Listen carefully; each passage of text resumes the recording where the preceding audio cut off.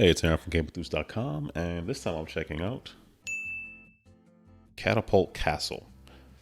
So Catapult Castle is a game where players are going to be trying to capture castles by using the catapult to shoot cannonballs into their opponent's castles, or attempting to get as many castles as possible captured in the solo game.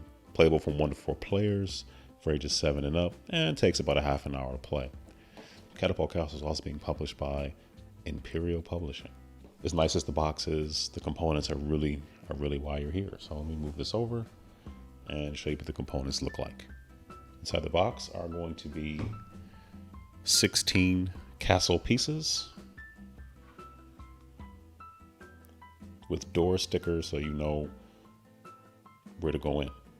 Now where you go once you're in there, that I can't really explain. You're also going to have 36 cannonballs. This cup does not come with it, but that's fine. Like I'm showing my age. As a child, it was a candy.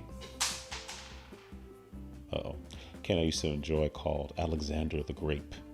And these remind me of them. They don't taste like them. Don't ask me how I know. I should go pick that up. And of course, as expected, you have to have the titular and aforementioned and integral catapult. And these are the various player boards that you'll be using to play the game. So 1 to 4 players. There are also going to be 4 decks of up to 8 cards, 1 for each player. There's different art on them as well that are going to allow you to have certain abilities. Each of the 4 different decks have the same types of cards. You just shuffle them up. Each player will get 1, and then when a player's castle is captured, they will just draw another from that deck. So each different type would have the same types, but they all are comprised of extra shot. Take an extra shot on the turn. Reinforced roof, where you'd actually place this card on the roof of one of your castles, and should a cannon get into it, you would remove the card instead of the castle piece. So it's sort of like a little extra protection. You're going to have magic toss, so that you toss your shots with your hand on that turn that you play the card. And then you're also going to have strong ammo. So your shots that go in towers this turn take the whole stack. Yeah, that's interesting. Let me set up what a 2 to 4 player game would look like and run you through a couple of turns, show you how the game works.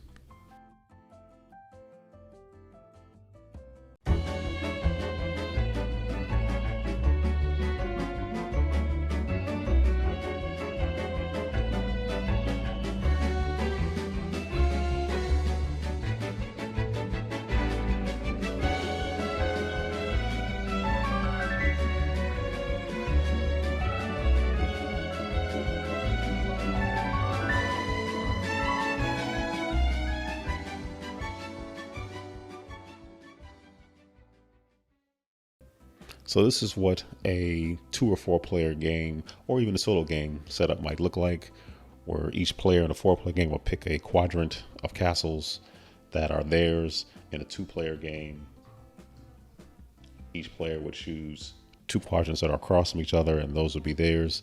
And you'd have the deck of special ability cards that I went over earlier. There's some optional rules about maybe not using the cards for younger players, things like that.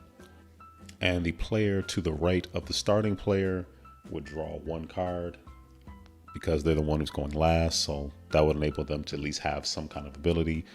You take your small deck of cards, shuffle them up, and then draw 1 from the top. When a player loses one of their castles, they can draw 1 of the cards from their deck, so they have something to use. Figure out who goes first, and they would fire a cannon, hopefully getting it into somebody else's castle, and claim that castle. Just for the solo game, you would set it up the same way you would for a 4-player game, except you would have 18 pieces of ammo, 1 magic toss, 2 strong ammo cards, and twice during the game, players can rearrange the towers in any legal formation, including stacking them 3 towers high. Each shot will be taken from any corner. If you miss, you don't get it back. You have exactly 18 shots for the whole game, And there's a scoring chart so you can kind of see how you do. So, yeah. Challenging. Once your 18 shots are gone, or the towers have been removed from the mats, you score 1 point for each tower you remove, plus 1 point for each piece of ammo you have left over. And that's essentially how the solo game would work. Once you figured out who's going to go first, they would get the cannon, and the cannon will be placed on one of the corners in order to shoot to potentially get the cannonball into the castles. In terms of the cards, the player that is to the right of the starting player will get to choose one of the cards from their deck to start off with, because they're going to be going last, which might leave them in maybe not the most enviable predicament. So they'd be able to do that. This is a question. The reinforced roof protects all cannonballs. So even if somebody plays a strong ammo card, the reinforced roof will protect completely, but that one time, then it will go away. Let's say this is player one here.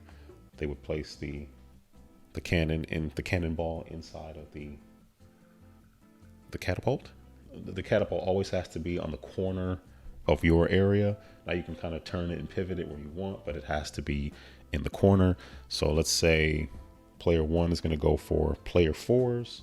They would turn it like this, and let's see what happens.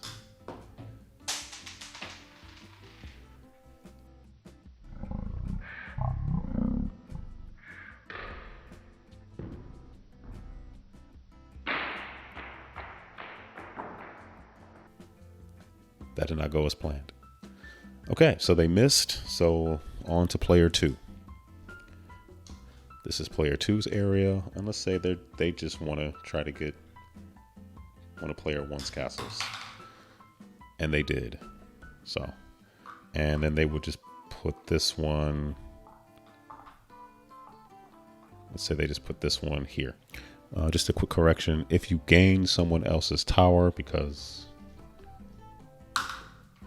cannonball went in it, and you do not have an empty spot, you have to take the top card from your deck and then stack it like that. So now so it can get really high like that. So you take a card, put it on there, and then you stack it like that. So quick correction on that. That was a mistake on my part. So yeah, you just wouldn't put it inside. You would use a card to place it up. That's only if you don't have any empty spaces. If you had an empty space and you gained someone else's tower, you would just fill an empty space. If you don't have any cards left in your deck to place to stack, you have to take a card from your hand and give that up. Also, you never remove ammo from any of the castles. It just stays in there. And if you ever run out of a deck, you just shuffle your discard pile and create your new deck. All right. So now because player one lost, actually this is player four, so the card they have available, it will be in their hand, it wouldn't be out, is extra shot. So now that player one lost one of their castles, they will get to put a card into their hand, and hey, look, reinforced roof. So if somebody's aiming for them, they probably want to play that immediately to protect themselves. And we come around here for player three. And player three is going to, I see player three really wants to eliminate player one. So let's say player one plays their reinforced roof. Let's see what happens here. Hey, didn't even matter. So they got this one. Player one is not looking too good. It would just stay there until it's ready to go. And they would also get to draw another card because they lost another castle. Look, another reinforced roof. They're probably going to want to play that immediately.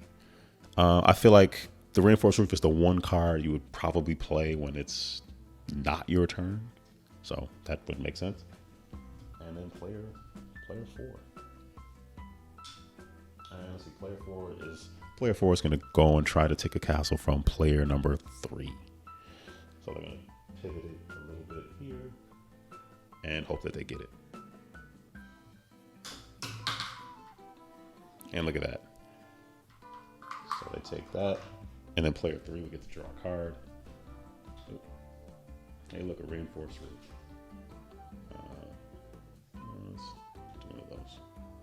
And that's essentially how Catapult Castle plays. It's quick, it's easy to set up. I like the fact that there is a solo mode. You know, you feel like just flinging some stuff around. Who doesn't like to do that from time to time? So yeah, that is a Catapult Castle. And just out of curiosity, if you were wondering how a 3-player setup might go, it would look much like that. That would be a 3-player setup. It's kind of lopsided, but that is Catapult Castle. Like I said, it's quick. It's quick and easy. It plays in 30 minutes or less. It is last person standing, and you know, everybody has kind of the same. Outside of the cards, you know, everybody kind of has the same odds here. It's about really figuring out how to use this catapult to your advantage. So yeah, very fun game from Imperial Publishing. So there is a link in the description for the Kickstarter campaign. So if you want to try to beat your highest score or capture your family, your friends' castles, you can't really go wrong with Catapult Castle. It's flingy, it's fun. Link in the description. Anyway, thank you for watching. Hope you enjoyed the video. Like, share, subscribe, all those good things. But more importantly, take care, stay safe, and be blessed.